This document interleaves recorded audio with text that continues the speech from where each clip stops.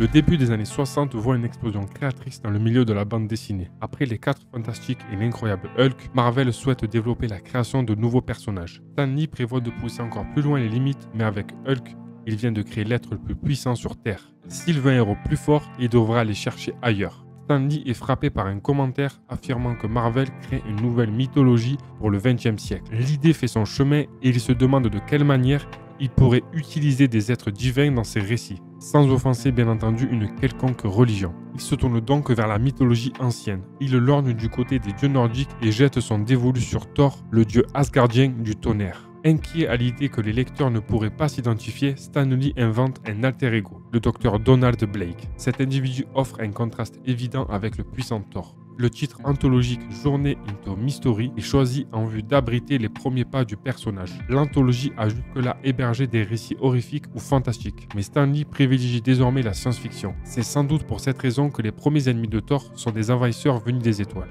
Le choix du dessinateur est évident et se porte sur Jack Kirby. Thor amène Marvel dans une nouvelle direction, vers d'autres dimensions et royaumes peuplés d'étranges êtres parfois monstrueux. L'imagination de Kirby est à la hauteur du défi. Journée into Mystery est l'un de ses chefs-d'œuvre. La bande dessinée Thor est signalée par une avalanche de cases pleines d'action. Stan Lee comprend que le succès est désormais assuré pour Marvel, ça implique donc que sa charge de travail est désormais plus grande pour un seul homme. Et c'est donc son jeune frère qui vient lui prêter main forte en qui il a une totale confiance. Ce dernier lui propose que le marteau soit constitué d'un métal imaginaire, l'Uru, conférant au personnage une aura mystique. Stan Lee se chargera ensuite des dialogues donnant à la série une tonalité shakespearienne. Dans les pages pleines d'action, les lecteurs regardent Thor découvrir que son marteau revient dans ses mains après avoir été lancé. Il peut même contrôler la météo. Thor s'avère être un succès de Marvel et Journée into Mystery devient rapidement l'écrin de nouvelles histoires d'Asgard. Les récits de Thor et d'Asgard viennent ajouter de nouvelles dimensions à ce monde grâce à des panthéons variés et des royaumes interconnectés. Comme Hulk, Thor est un membre fondateur des Vengeurs, il devient progressivement l'un des personnages clés de l'univers cinématographique, apparaissant dans tous les films Avengers,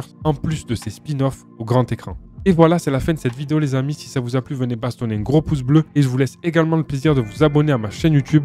On se retrouve demain pour un nouvel épisode et on s'attaquera aux 4 Fantastiques avec l'introduction du personnage Dr Fatalis. C'était Toto l'Artichaut, heureux de vous avoir diverti. Ciao.